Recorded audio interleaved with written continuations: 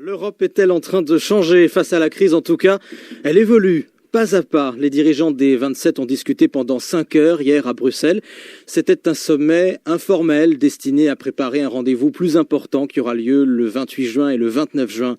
Bonjour Christian Chavagneux. Bonjour. Spécialiste des questions financières, spécialiste d'économie politique. L'économie politique, c'est la revue dont vous êtes le rédacteur en chef. Le sujet le plus urgent pour les Européens en ce moment, c'est la Grèce, évidemment. Officiellement, les Européens veulent tous que la Grèce reste dans la zone euro, qu'elle continue à utiliser la monnaie unique. Sont-ils sincères quand ils font ce genre de déclaration? Oui, je pense qu'ils sont très sincères. Alors, on a vu cette semaine qu'il y avait une petite tentative du côté des hommes politiques allemands, des banquiers allemands, de dire « Oh, si on se débarrasse de la Grèce, c'est pas très grave ». Non, hier soir, on a bien réaffirmé que s'il y avait une exclusion de la Grèce de la zone euro, ça pourrait avoir des effets en chaîne sur l'Espagne, sur l'Italie et pourquoi pas sur la France. Et on ouvre une boîte de Pandore, donc il vaut mieux laisser la Grèce dans la zone euro. On nous dit que les trésors, les directeurs des trésors, les hauts officiels des ministères des Finances de l'ensemble des 27 commencent à réfléchir à un scénario le suivant. La Grèce ne respecte pas le programme d'austérité qui est demandé, mais reste dans la zone euro. Parce que le grand leader de la gauche qui est susceptible de gagner les prochaines élections législatives dit « Je veux rester dans la zone euro, mais je ne veux pas du programme d'austérité ». Comment on fait dans ces cas-là? Eh bien, les Européens sont en train d'y réfléchir. Mais c'est possible, ça, ce scénario-là? Oui, je pense que c'est possible. Ça aurait des impacts sur le marché intérieur, la façon dont on échange entre les pays européens. Ça aurait des impacts sur les banques grecques. Donc, est-ce qu'on peut aider les banques grecques? Est-ce qu'on peut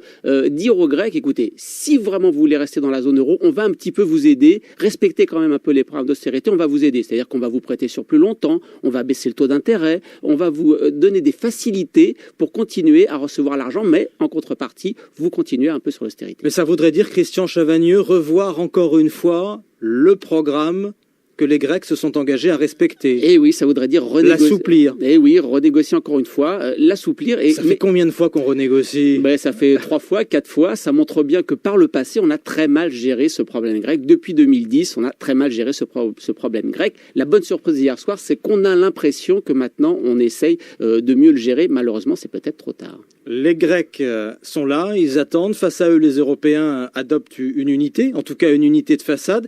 Et puis, ils parlent de plus en plus de croissance. Cette nuit, François Hollande a défendu encore ces fameux eurobonds, ces obligations européennes. On va essayer d'être le plus clair possible, parce que je suis sûr que beaucoup d'entre nous ont encore du mal à s'y retrouver. Qu'est-ce que c'est qu'une obligation européenne, Christian Chavagneux? Alors aujourd'hui, tous les États qui ont besoin de financer leur déficit budgétaire et mettre de la dette, quand vous n'avez pas assez de recettes par rapport à ce que vous dépensez, il faut emprunter. Et donc les États européens empruntent chacun de leur côté. Donc l'Allemagne emprunte, la France emprunte, l'Espagne, la Grèce. L'idée, ce serait de créer une sorte d'agence européenne de la dette qui emprunterait pour tout le monde, pour tous les pays. La France dirait au mois de janvier, moi, cette année, j'ai besoin de 180 milliards. Les Allemands diraient, moi, 150. Donc on ferait la somme de tout ça.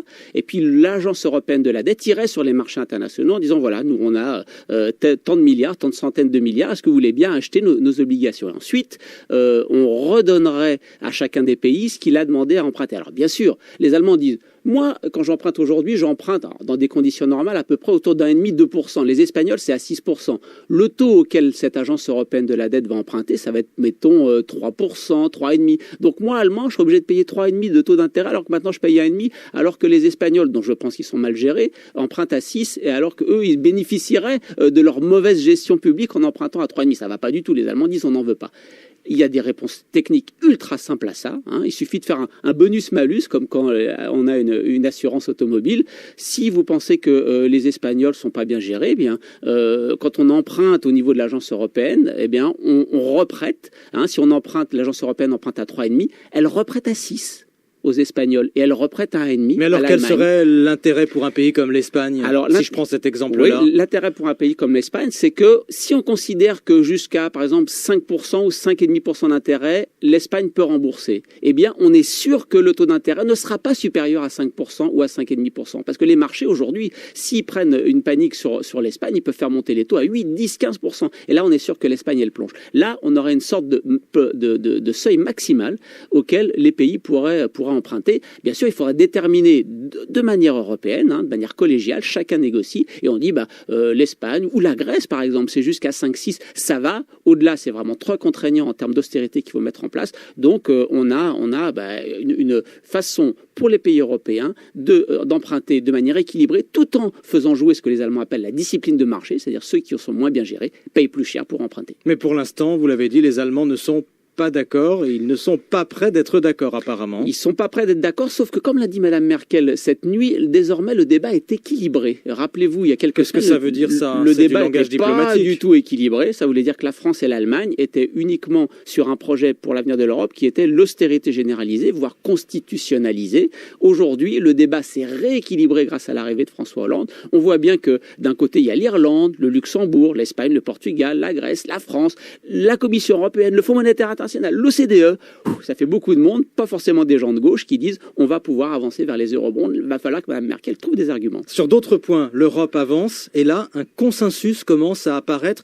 Je pense notamment à ces fameux projets européens. De quoi s'agit-il, Christian Chavagneux? Alors, les projets européens, c'est une mécanique un peu compliquée. La Commission, et on a peu de temps, c'est terrible. La Commission européenne radio, ça passe très vite. Va prêter 230 millions à une institution que personne ne connaît, qui s'appelle la Banque européenne d'investissement, qui existe depuis 1957. Son objectif, c'est quoi? C'est de financer les projets à long terme.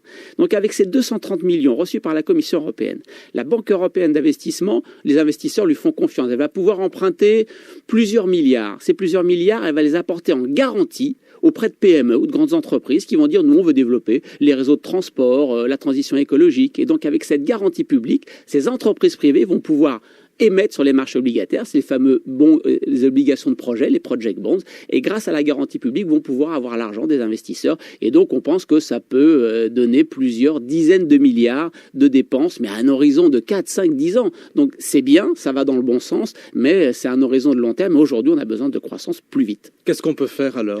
Eh bien, je crois qu'aujourd'hui... Des mesures rapides, quasi immédiates. Alors, il y a des projets, comme on dit en anglais, des shovel ready, c'est-à-dire qu'avec on a la pelle à la main, on est prêt à tout de suite aller. Donc il y a quelques projets comme ça qui sont prêts.